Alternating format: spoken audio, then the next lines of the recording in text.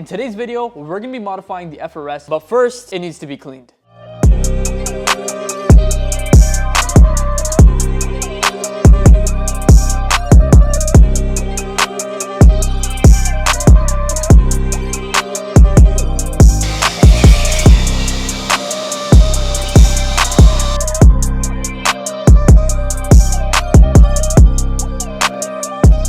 One thing that has bothered me is this trunk setup. Now, I added this trunk setup right before we went ahead and got bags, and I did it so we can mount the tank and the compressor. But not only does this not match the build, when I'm driving this trunk setup, all I can hear is...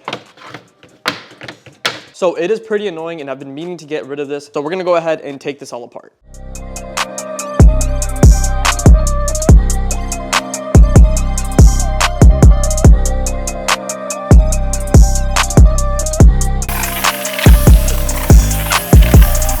So this right here are 3 of the pieces of the trunk setup out of the car. Now I'm gonna leave the 2 other pieces that I have only because my air tank is mounted to them. And then behind this, there's a compressor that's also mounted to another one. So I'm gonna leave these 2 for now. And then later in a different video, we're gonna do a custom trunk setup because that's long overdue for this car.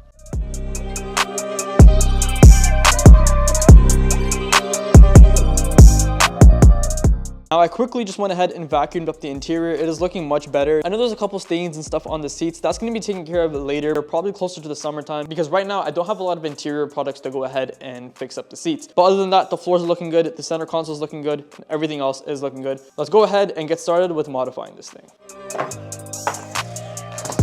These right here are some of the mods that we are going to be taking care of in today's video. So to start off, we got the smaller packages right over here. In these boxes, I have some side markers. If you guys have seen the FRS, you guys would know that we are missing side markers. There's actually nothing there right now. It's just completely empty. And I went ahead and picked up a clear version of these side markers. And I also went ahead and picked up some smoked side markers. We're going to try both of them on the car, and then we're going to go ahead and decide which one looks better. I think these smoked ones are going to look better, but I also do like the clear option. The clear option is more of like an OEM replacement. This is an aftermarket replacement because inside here, there's an LED, and inside here, there's nothing. It's just the OEM bulb that goes into the side marker. In my opinion, it doesn't look too bad. It does match the boomerangs in the front. These ones right here are the smoked out versions. And let's see if the fitment on these are better than, that's the wrong one, whoops.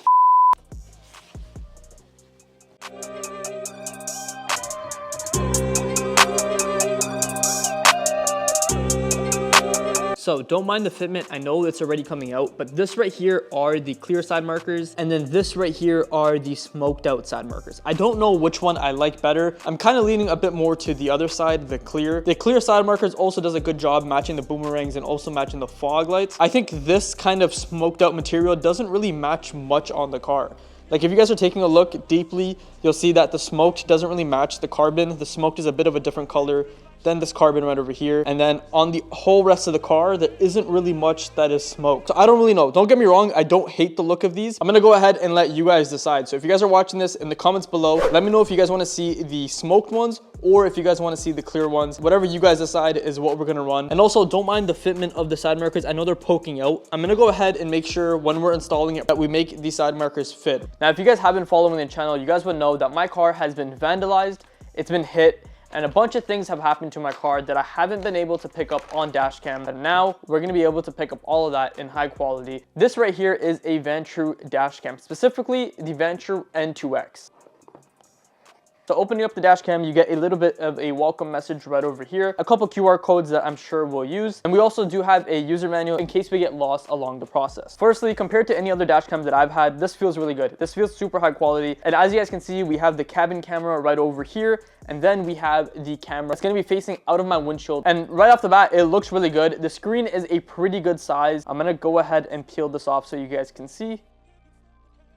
And I also believe this links to your phone, so you can go ahead and watch all the clips recorded from this dash cam on your phone on a bigger screen. So in this box right over here, a couple of things came out. As you guys can see, we have the magnetic clip. We also have the wiring right over here to wire the dash cam. The wire so far looks like it's pretty long, so that's gonna help us while we're wiring it. This also came with a set of pry tools. I have so many of these, but I'm really happy they thought about the people that don't and included this. So now that we've taken everything out of the box and you've seen everything, let's go ahead and install this dash cam. So first things first, what we're gonna do is we're gonna download the the Vantrue Dashcam app. Now the reason why I'm downloading the app first is we're gonna plug in the dashcam, make sure everything is working, and then we're also gonna check the angles. We wanna make sure that we're mounting the dashcam at a good angle that's gonna capture everything inside and outside the car. Now the power for the dashcam is just this cigarette port right over here. You do have the option to hardwire the dashcam if you'd like, and then the other end is just a USB-C cable. That's pretty common nowadays. And then this right here is an extremely long cable that you can go ahead and route throughout the car and make sure none of the wires are showing.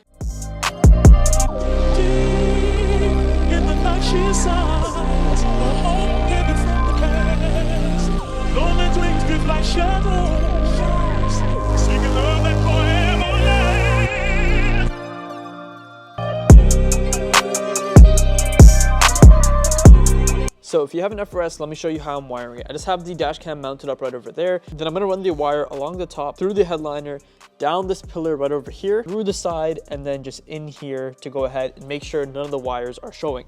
I've taken the interior apart before, so I know how easy it is. It's literally just prying this piece off the side, and then the same with this piece right over here. There is an airbag, just don't damage it, and you should be good. You don't need to worry about it exploding. But if you do it the same way I'm doing it, it's gonna be pretty clean, and there's not gonna be any wires.